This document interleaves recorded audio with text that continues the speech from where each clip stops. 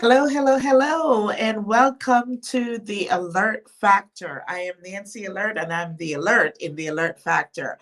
This is a show all about real estate. It's about creative deal structuring, it's about creative financing, it's about beautiful properties, it's about showing you how to create wealth through acquiring, leveraging real estate. So, today, we're going to be, because this is the end, this is the last quarter. This is the last quarter, y'all. You still have time to make money in real estate. You still have time to decide what you're going to do in 2023 to make money in real estate. So today we're going to be talking about everything that is creative, everything that is creative that does not require a lot or any money for you to jump in and become a boss at investing and creating generational wealth.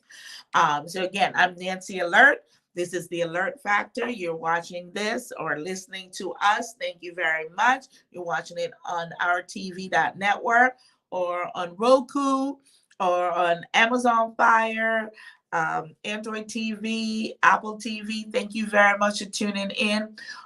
We meet every Wednesday during daylight savings time at 12:30, from 12:30 to 1:30. And we chop it up about real estate. I forgot my wine today. I'm going to start drinking wine when we're talking about this, because this is good tea, but I don't need to drink tea. It's 12:30. I won't be drinking wine. But anyway, thank you guys for joining us and tuning in to talk about real estate. If you're a for sale by owner, or you're a realtor and you have properties for sale, you can list it on realestatelistings.info. Go to ourtv.network, and you'll be able to list your properties for free right now on our network, where the world gets to take a look at it. You know, the world is buying. You know, real estate is global. So you need to have all eyes on it and make sure those photos are excellent. Make sure your photos and your videos or the properties that you're putting anywhere on the internet to showcase these properties. Please make sure you have excellent pictures. Make sure you had a professional take the photos and or do videos, because they say a picture is worth 1,000 words. Then you know a video is worth a million. Okay, so make sure you have a video that doesn't have to be professional. You could do it on your smartphone. I do my videos all the time on my smartphone. So if you're going to list properties, make sure you put the right photos out there so that people can actually make a decision. A lot of people are making decisions without seeing the properties. I am renting a lot of short-term properties to traveling nurses and professionals, business people, sight unseen, because the pictures are fabulous, professional, and the videos is on point. So do your job. Anyway, today we have one of my favorite people, a realtor, and a good friend of mine, Kathy Bombush. Hi. Hi, well, Kathy Valdivias Bombush, excuse me. And Kathy is a realtor in the DC metro area as well. And I love having Kathy because Kathy has all the information. I call Kathy the original info lady. She's my Google. You know how when you want to find out something, you go to Google and you find it out? When I want to find out something, hey, Kathy, blah, blah, blah. And there you go. She's got the answer. She has the answer, man. So I call her the original info lady. So Kathy Bombush, Kathy Valdivias Bombush, tell us a little bit about you. Hi, I am a real estate agent in DC. I'm sorry, Maryland and Virginia, working on that DC license again. And I've been in business for 21 years. And I used to work for Nancy, then I worked with Nancy, and now I'm at a different company. But I've known Nancy for a long time, and I enjoy my real estate business. I enjoy selling houses. I enjoy helping buyers find houses. I have experience with short sales, and now there's some potential foreclosures coming onto the market. And so short sales are kind of making a little bit of a comeback. We'll talk about that a little bit later. Mhm. But that's about me. Okay, so right. So today, people, what I'd like, these are the two words I would like for you to add to your vocabulary for the rest of this year or for the rest of your life. Leverage and collaboration.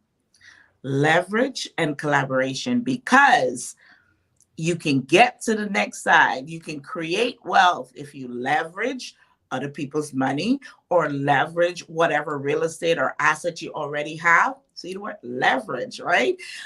Collaboration, you can't scale. You cannot scale your business. You cannot go to that next higher level, right? Without collaborating. You have to have other people's stages, other people's network in order for you to expand to the global or the national or the international, whatever level you want to expand to. You have to collaborate, right? So we're going to talk about leveraging, we're going to talk about collaborating, and most importantly, what we're going to talk about is ways that you can use those two words this year before the year is over and acquire real estate so you can start getting to that wealth building, right? I'm all about wealth building. So one of the first things that I want to talk about, and Kathy, you know about this. So I like to tell people, a lot of people are talking about the subject twos right now, and wraparounds. Well, they're not even talking about wraparounds, but basically that's what it is. You have wraparounds, subject twos, contract for deeds. These are not new terms. I bought my first property before I was a real estate agent, assumable, unrestricted, beautiful, sexy condo in Manassas, Virginia. The place wasn't sexy, but the condo was. Yeah, and then I had to run out because that wasn't where I wanted. I should have kept it, because look at Manassas just expanded, right? It no longer takes in your mind an hour to get there, because the roads are wider and all this, more people are out there. But when I moved there in 1995, I swear to goodness, you need a pack of snack to get there.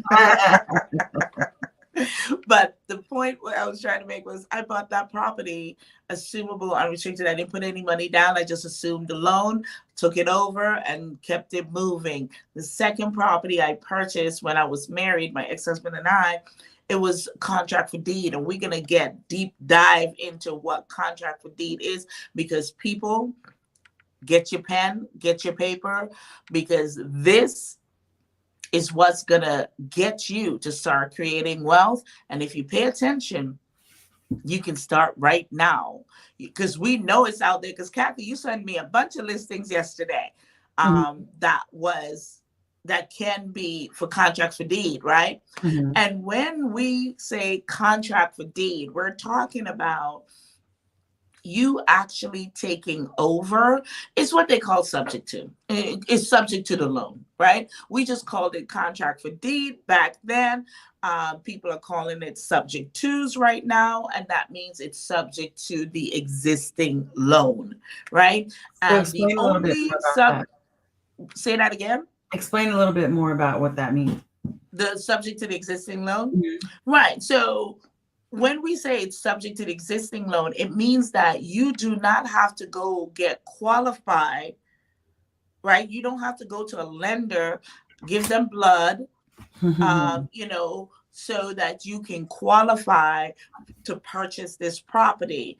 You are buying this property with the loan in place. You're taking that loan over. You don't even have to qualify credit wise, right? Financially, because you got to pay the notes. You need to be able to, but you do not have to qualify credit wise to get that loan. The loan is still in the person's name that you're purchasing it from, right?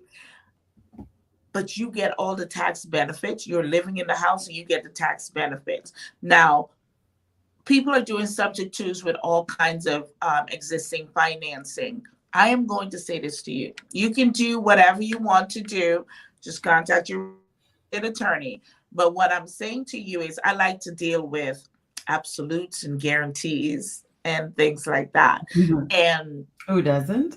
Well, I don't know. So what we're talking about today when we say subject to, it's VA financing. Go out and find a house where the current owner has VA finance on it, and you can do subject to that all day long and not have any issues. The VA says, even if you record this in the land records that you are now the owner of the property, but the loan is still in the previous owner's name and it's still a VA loan, we will not call that loan. That is what you want. That, my people, is what you want. You want to be able to record it in the land records and not have the bank call the loan.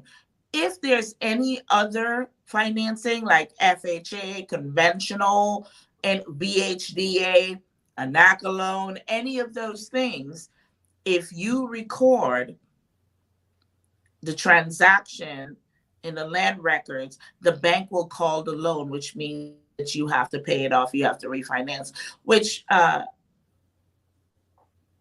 defeats the entire purpose of you buying the property subject to or a contract for deed, because you're doing that because maybe you're not able to get financing in your name, or just because it's a business, it's a great business strategy, right? It's an excellent business strategy, right? Because you own this property, you can do A, B, C, D, whatever anyone can do with a property that they own, but the financing is not in your name, so that's not going against your or your debt to income ratio, right?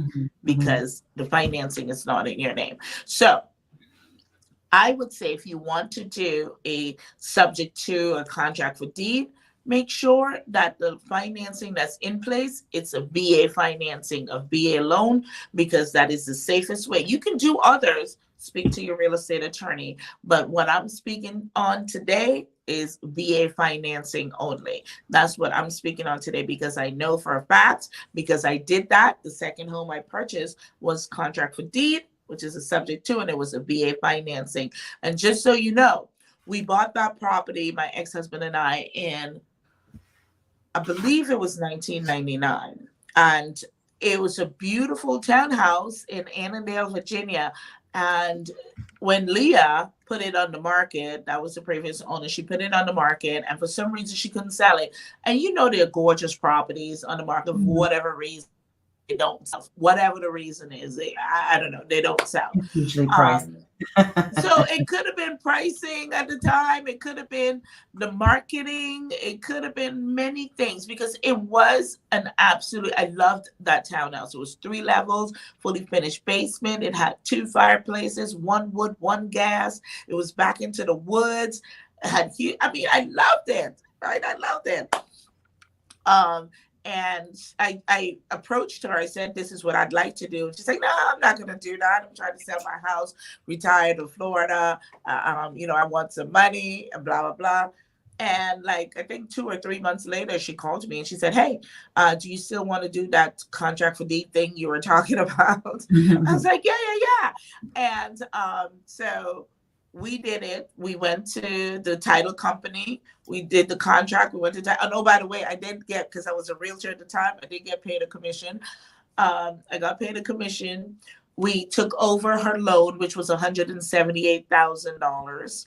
And at the time, the reason we were doing that is because our credit score for real was horrible. So we couldn't get financing. We could afford it financially, but we couldn't get the financing. So that's why we did the contract for deed.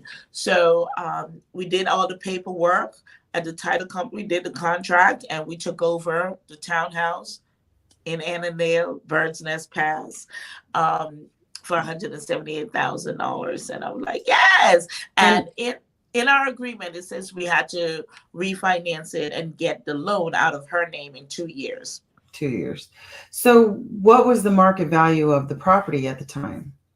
The truth is, I don't understand why at 170, I think she was asking a little more than 178, but someone could have negotiated. But I'm glad they didn't, because that, from the beginning of my real estate career, I've always been creative in the financing, creative in the deal structuring. So when one person says, oh, traditional way, this can't work. Let's go someplace else. I'm like, no, let's see how we can actually make this work. So you do need to make sure when you're dealing with a realtor that that person is creative, that person can think on their feet and they can come up with solutions and stop focusing on the problems.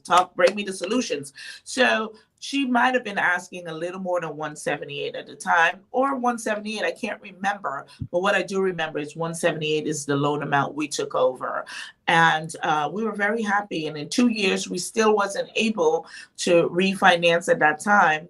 But what we did was we sold it, because what we had was to get it out of her name in 2 years, right?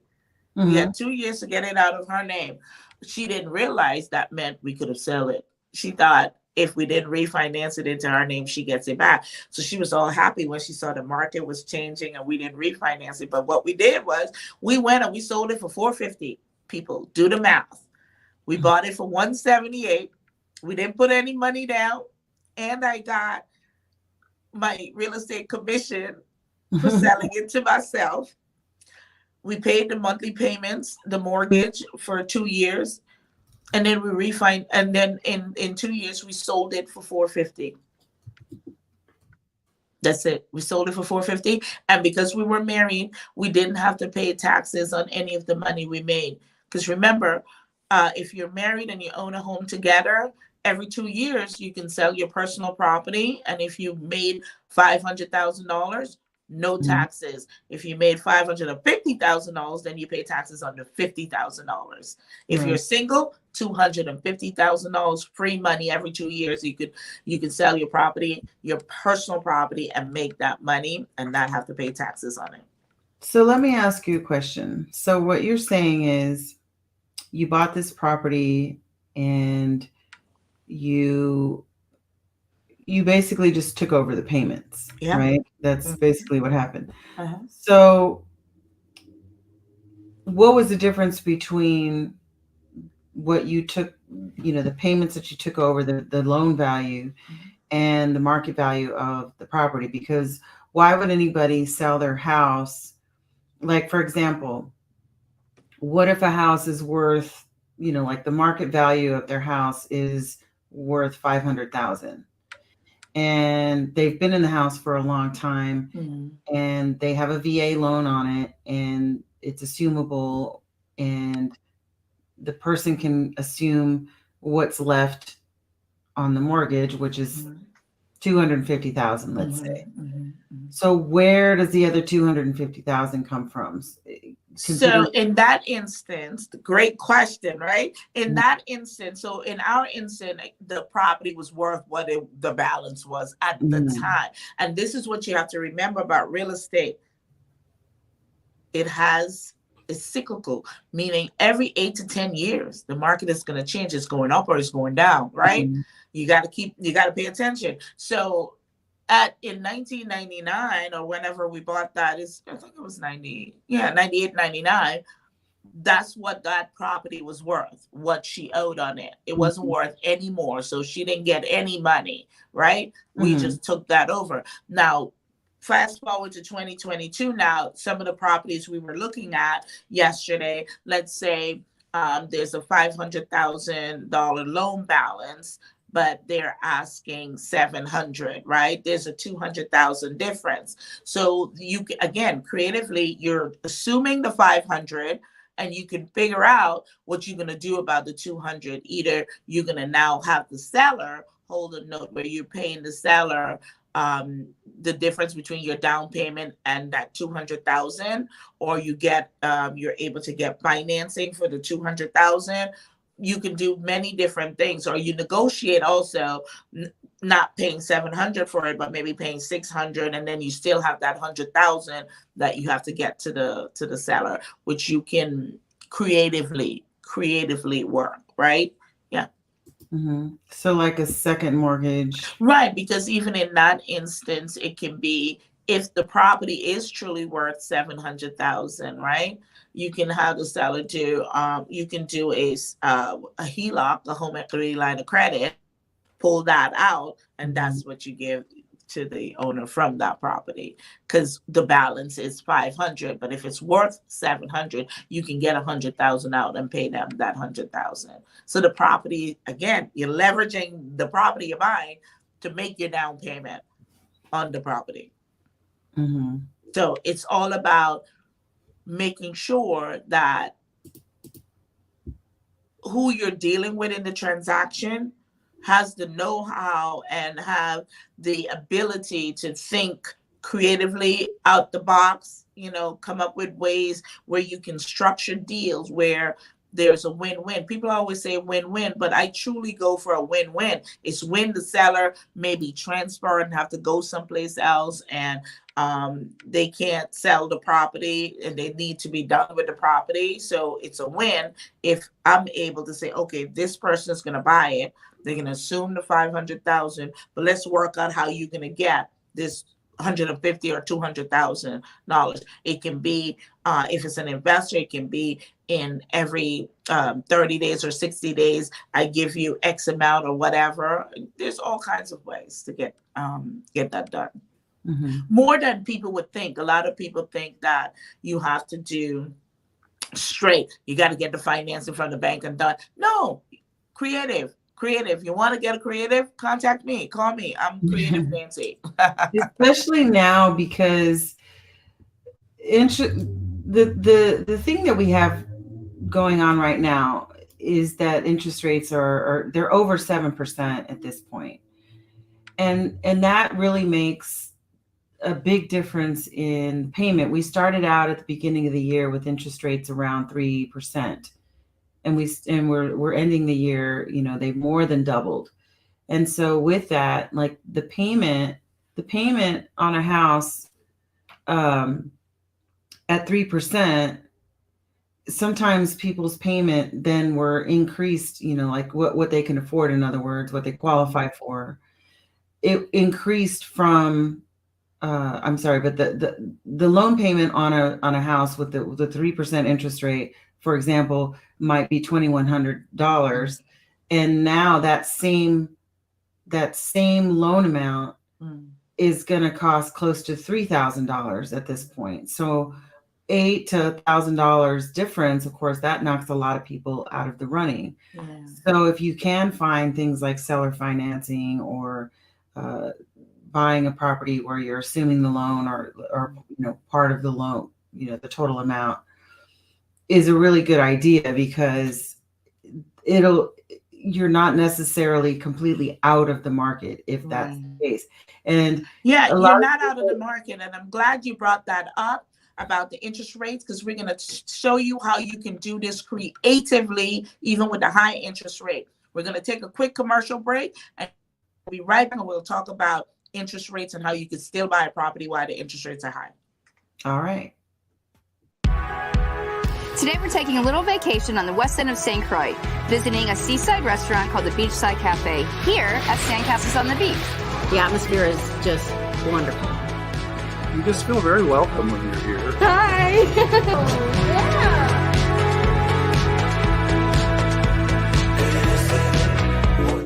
I'd like to introduce Chris and Ted, who are the owners of Beachside Cafe and also Sandcastles on the Beach. This is amazing! Thank you. Sandcastle on the Beach is quiet and friendly, relaxing. I often entertain guests, and this is the one place I always try to bring people. Tell us a little bit about the hotel. Well, the hotel is a 25-room hotel. We have 10 different room types within that. We also have, of course, our greatest asset, the ocean out there, which our side of the island is very calm typically. So it's the best swimming beach and also great for snorkeling. And just walking, doing a nice walking beach tour. Absolutely. Yeah. Best beach access is right here, so we love them. And we're also fortunate we have just up the way Sandy Point National Park, and then Frederickstead Town is just a mile away. Mm-hmm. And so we're really fortunate to be in this perfect spot.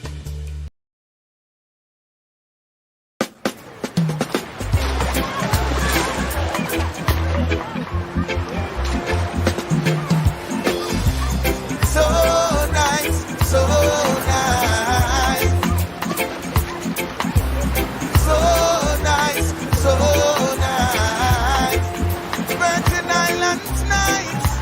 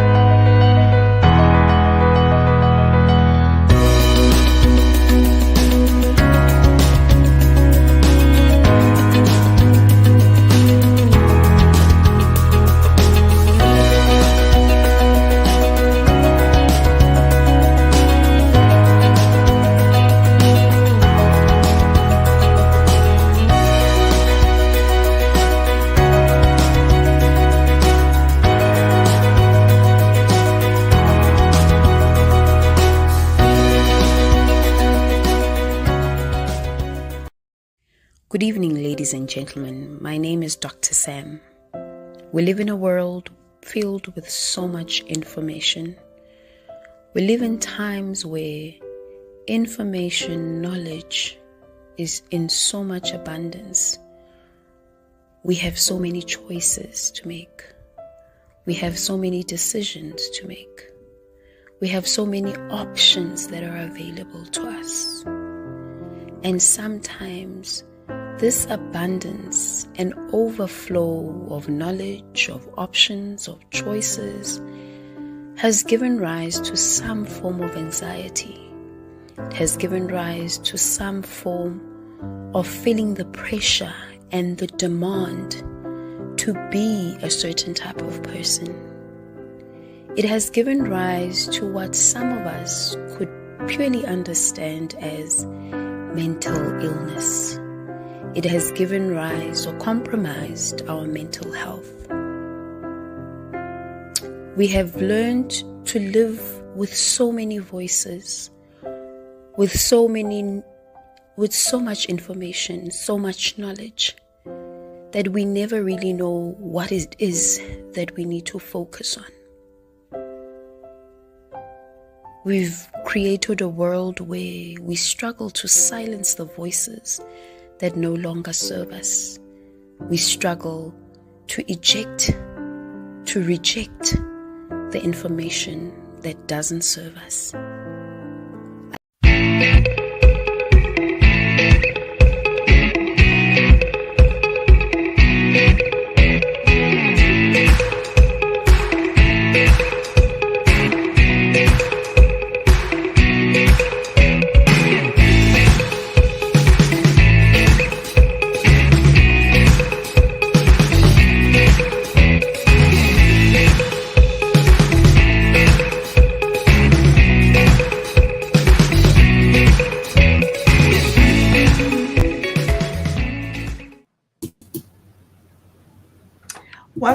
Welcome back. You're watching and listening to The Alert Factor. I am Nancy Alert, and we're here today with Miss Kathy Valdivia Baumbush.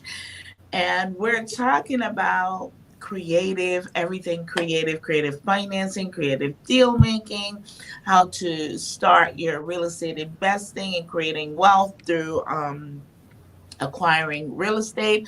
So when we left off, we're talking about high interest rates. So here is when the creative comes in place. People are thinking, oh, the interest rates are so high right now. I'm priced out of the market right now. So here's the thing. At this moment, we have more properties on the market than we did in the past 8 to 12 months, right? Because the past 8 to 12 months, the interest rates was low. 80 million people to one property, right? Now the properties are sitting there for a little while. And when I say a little while, we're like 30 days is a long time, right? Compared to the last 8 to 12 months. So you have a property that you want to buy. It's been on the market for 25 days.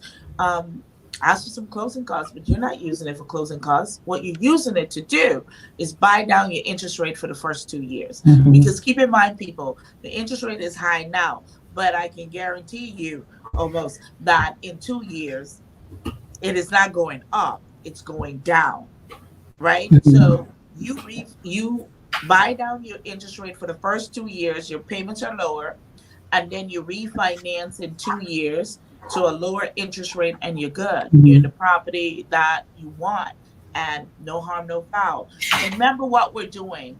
We are romancing, courting the interest rate, but we're living with the house, right? Right. And now, the reason why this makes sense is because, I mean, buying down an interest rate, I think per point, it's what, about $15,000 to $2,000, something like that.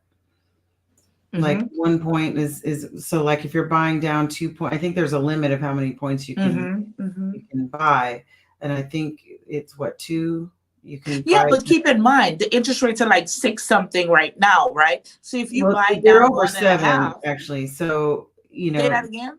They're over 7 at this point. Well, no, it went down on Thursday.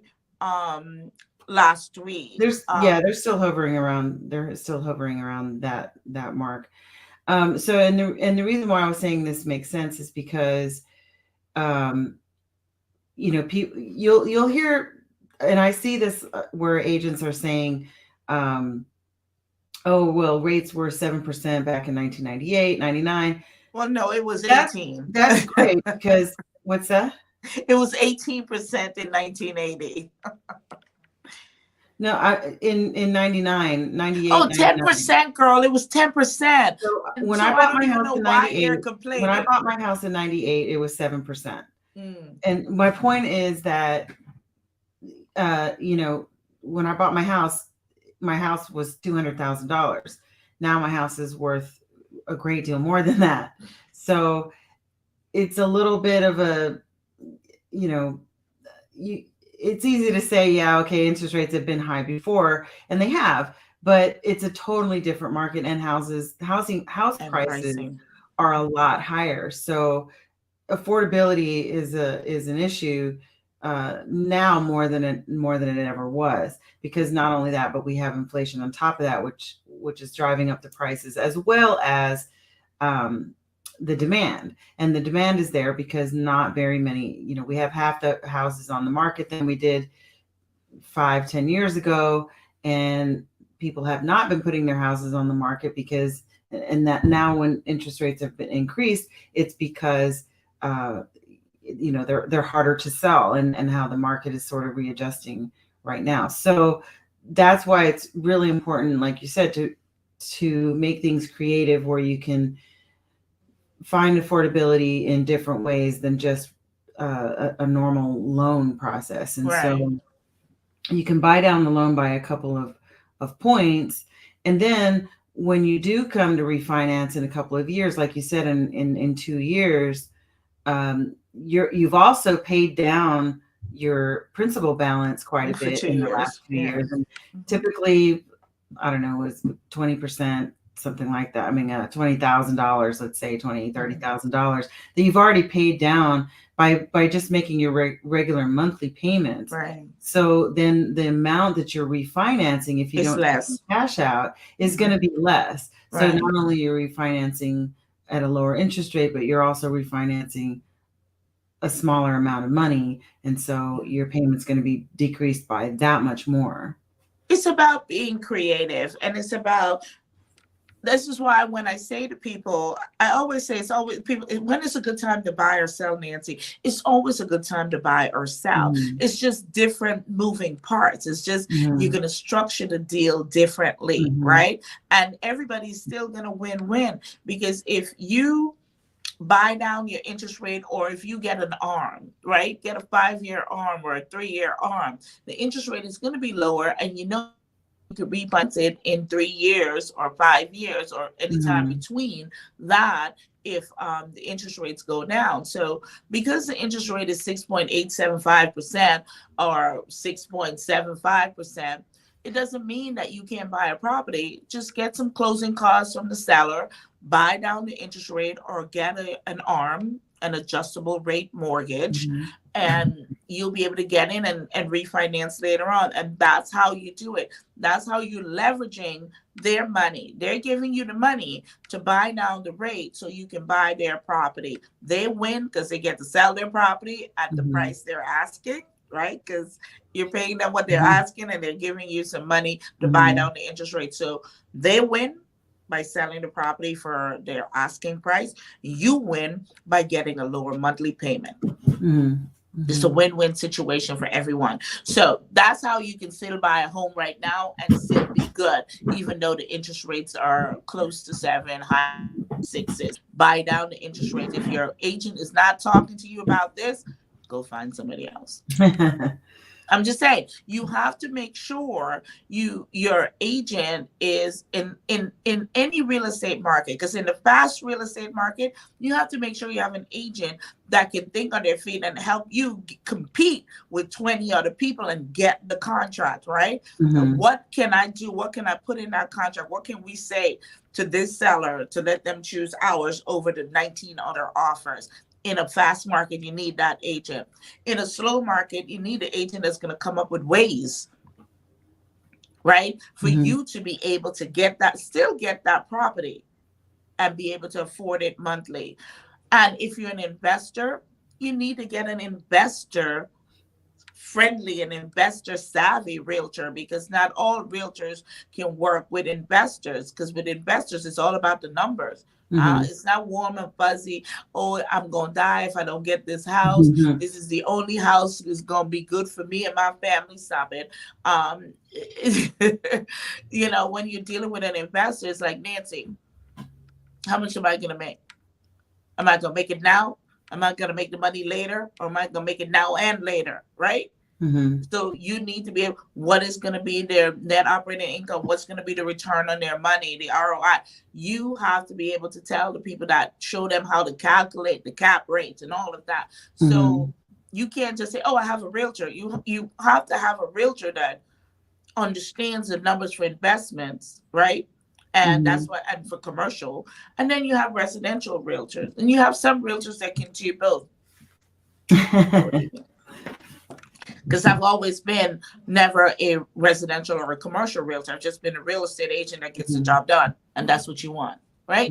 So we talked about the interest rates, right? We talked about contract for deeds subject to. So you know you can buy a property subject to. You want additional information on that, contact Kathy and I, and we will give you information about how you can buy a property subject to the existing loan. Right now, subject to the existing loan, how you can purchase that property. People always say to me, well, Nancy, you're always talking about multi-units, but isn't that more difficult? It's easier to buy a multi-unit than it is to buy a single family home. Hear me, people. It is easier for you to buy a 4-unit building than it is for you to buy a single family home or a condo. Why? Why, you say? Did you say why? Why? Why, Nancy? Well, let me tell you why. Because when you're buying a single family home or a condo, they're using your income and your income only to qualify you for that property. So if you make $100,000, $100,000 is what they're going to use, and you're going to be able to purchase what $100,000 income is going to allow you with whatever debt you have to purchase, right? When you're buying a 4-unit, and let's say you're buying a 4-unit and you're going to live in one because it's residential, and that's a smart thing to do, especially if it's your first property. I'm just saying, you buy a 4-unit, you live in one, and you rent 3 out. The bank uses the income from the other 3 units from the tenants to add to your income. So now, instead of you being able to afford a $500,000 house, now you're able to afford a $1.1 million multi-unit. That's how it is. That's why it's easier for you to purchase that, because now you have 3 other people paying your mortgage. And why, if you don't have a property and you're buying, this is your first property. I'm not a lawyer. I'm not a counselor. I'm not a tax attorney. I am a real estate professional, a wealth builder. And I'm telling you, if you don't own a property and you're going to buy your first property, you should consider buying a 4-unit. You live in one, you can live there for 2 years if you want, 1 year, whatever. You live in one, you rent out the other 3, and your first property already created you 3 rental units. Now, maybe in 2 years you decide, I want to go get that sexy property on the water. Guess what? This 4-unit is going to help you get that sexy property on the water, right? Because you can leverage this to go get that sexy condo with a water view and all of that. And the money from that 4-unit is going to pay for the 4-unit. It's going to give you extra money per month. So now you can go pay for your luxury lifestyle. That's why you buy a multi-unit. And guess what? You're not selling it. You're holding that so you can pass it on for generations to come. That's how you do it. You want to create true generational wealth? You buy a multi-unit. You buy a 4-unit, an 8-unit, a 16-unit, 32-unit, but start with 4. And you live in one and rent 3. And then you can move out after a year or 2, however long that you're supposed to be there. And more importantly, if you buy a 4-unit and you're living in one, your minimum down payment is 3.5%. 3.5% is your down payment. Ask the seller to pay some closing costs and you in. If you also want to buy a multi-unit, you have bad credit, and you have no down payment, you can still do that. You go through the NACA program. You have to do some training, some counseling. But guess what? It's to help you be a better homeowner so you don't get into debt and so you don't do crazy things while you're a homeowner. If you are somebody that wants to own a property and you have some money, you know you can afford this monthly payment because you have a job and blah, blah, blah. You might have a little bit of money saved, but your credit is terrible, or you're working on your credit, blah, blah, blah. Or you don't have $40,000 down payment, but you got 10 or what have you. Consider the NACA. NACA.com, the NACA program. Okay. You want to know more about that? Give us a call. We can tell you about the NACA program where you can buy a 4-unit and the NACA program will pay for your down payment and your closing costs. And it doesn't matter what your credit score is. You get the same interest rate as everybody else. And NACA normally interest rate is normally lower, significantly lower than what is going on in the market. Mm-hmm. It has been known that people have gotten, I've had clients that got 1.5% interest rate through the NACA program. And that's when so you go ahead, Kathy. No, I was going to say that's when the interest rate was like 2% or 3%. So even when the interest rate was like 4%, people were getting 1.5% at NACA, right? And just think about it. If you're able to get 1.5%, 2%, 3%, 4% interest rate, and your closing cost is paid, your down payment is paid, and you can buy a multi-unit, but you have to do a 1-day seminar, and you have to upload your bank statements and all your stuff in a portal. You have an issue with that? If you have an issue with that, then you don't deserve to own a property. I'm just saying, if somebody is going to give you money, you're going to have to do a little bit of something. You know what I'm saying? You're going to have to, but it's a great program. It's not a low income program. It's an equalizing program. NACA was created. I don't work for NACA. NACA was created to level the playing field so that everyone would have the opportunity of home ownership. That's when NACA was created. They also coined the term predatory lender. They went in and they got rid of Bank of America and Countrywide. And because they brought them all down, now every year Bank of America gives NACA program, I think it's $20 million, so that they can give out to people to purchase homes. And it's for home ownership. It's not for investment. It's for home ownership. But you buy a 4-unit and you live in one. Hey, you're an investor already. Yeah. You don't have to do anything. You could just keep those 3 units as rentals and you live in that one. You ain't never have to move if you don't want to. Right. That's how you create wealth. That's how you leverage other people's money, right? Leverage other people's money. And as far as collaboration, come together with a few people, buy a building. I think we're going to see that.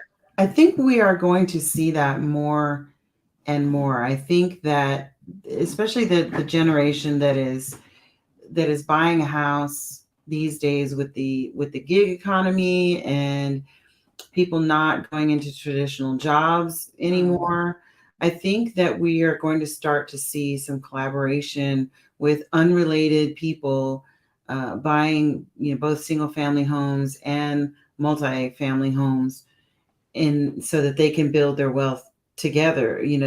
They say that this generation that's between like 17 and 30 right now are like some of the most collaborative people. They're the most, they don't have a lot they learn prejudices and things like that.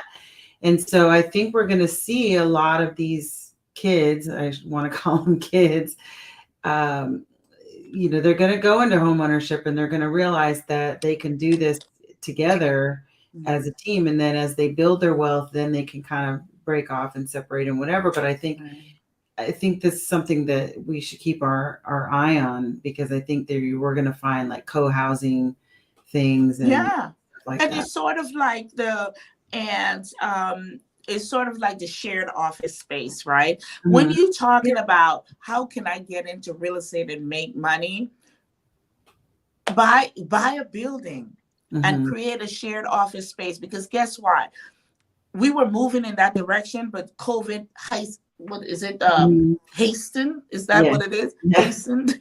Yes, absolutely. And right now, commercial real estate, because Many offices very rapidly went to Virtual. Virtual. work from home. Yeah, they, because of that, they were empty, and office buildings were empty. So right now, commercial real estate is a really good investment to make, because companies are not wanting to own buildings and they don't want to lease buildings. If they can have people work from home, but they go into a virtual office instead, then it's economic for the company. Right. They don't need 20,000 square foot of space anymore. They don't need that. So if you want to get of these types of workspaces with like Intelligent Office is one of the ones that I can think of. There's a couple of those locations. You have the Regus offices. Right. There's a lot of this co-working. And I remember there was a building in Arlington where it had co-work spaces in the basement, and then the people just lived upstairs. So it was something that's not terribly new, but it's now become the norm more than anything. Right. It's the co-working space is sort of like the short-term rental space, right? I'm going to furnish and the Airbnbs. I'm going to buy a unit and furnish it and rent it out. Get the co-working space, because a lot of companies will rather get a co-working space instead of having a 20,000, because most of the employees are working from home, so they don't need that great big space. So they have a co-work space. So buy a little building, have your little offices, make sure it's close to stuff, and that's how you can get involved in real estate investing. There's so many ways you can get involved. You can have a co-working space, right? You can have a condo where you Airbnb it, or if you do short-term rentals, you furnish it and rent it to corporate visitors, people that are visiting for medical reasons, traveling nurses. They usually do a minimum of 3 months. And when you're doing those short-term rentals, it's fully furnished, everything is included. You charge more rent and you get it, because they get a stipend for housing when they're the traveling nurses and the corporate people. So these are all different places. And one thing I want to mention, you don't have to own the property to do some of these things. You can rent, as long as you let the landlord know what you're doing, and the HOA is good with it, or the condo board is okay with it. It's almost a license for you to make money. So you can rent a house or a condo, right? You rent it from the landlord for X amount, you furnish it, and now you can Airbnb it, you can short-term rent it, you can do all of that stuff, and you make the difference between what you're paying the landlord and what you get from them, and you don't own the property. So don't think that to get involved in real estate investing and making money in real estate that you have to own the property. There are ways that you don't even have to own a property and making money in real estate. You can invest in REITs. You can invest in with a group of people that's buying into a big, huge building and you're getting dividends. There's so many ways that you can leverage other people's assets or their money so you can make money. There's so much we can't talk about it all this time, but what we're going to do is, so today we talked about buying a property subject to contract for deed. This is definitely going on right now. It's coming down the pike. So reach out to Kathy, reach out to myself. We can help you start in your real estate investing by buying a property subject to or a contract for deed in any real estate market. And when I say any real estate market, I mean whether the market's up, the market's down, or whether you're in the DC metro area or whether you're in California. Because what we do is we have a network of agents throughout the country and some internationally in different countries, Dubai, Costa Rica, Hawaii, different places. So if you're looking to purchase and you're like, well, I don't know if I could do this, I might not have this, I might not have that, inbox me or send me a message on Instagram. I'm THEE at the Nancy Alert, right? Kathy, please tell the people how they can reach you. You can reach me at Kathy at agentkathy.com. That's Kathy at agentkathy.com or my website, agentkathy.com. or you can find me on Instagram, Facebook, or YouTube. My Instagram is Agent Kathy EXP, and that is what my Facebook is as well. And my LinkedIn is the same. Everything's the same, but you can reach me that way. All right. So you want to find out about creating wealth through real estate. You want to figure out how you could jump in. You have a property to sell, but you don't know if you should sell. You should rent it. You should renovate it. You should do this. Or if you're in distress. Right. So we provide proposals to you because selling might not be the best thing for you. This is why I call myself a repositioner, because you don't necessarily, every time you speak to a realtor, like, sell your house, but maybe that's not the best thing for you right at this moment. Selling it might not be the best thing for you. You might need to, rent it out, spruce it up a little bit, furnish it. Now you have a furnished property that's going to give you money. Maybe you have a building and it's not making money. Maybe you need a different property manager. Maybe you need to do some work. There's so many things you can do. I am here to help you. I'm a real estate broker, 27 years in the DC metro area, and I am Creative Nancy. So if you want to do any creative financing, deal structuring, you want to figure out how I could buy a property and I don't have any money or my credit is bad, inbox me. I am Nancy Alert, and you can reach me on Facebook or any of the social media as Nancy Alert, and I get it done every day. Thank you for tuning in. Thank you for watching and listening to The Alert Factor. See you next time. You're right. Bye-bye.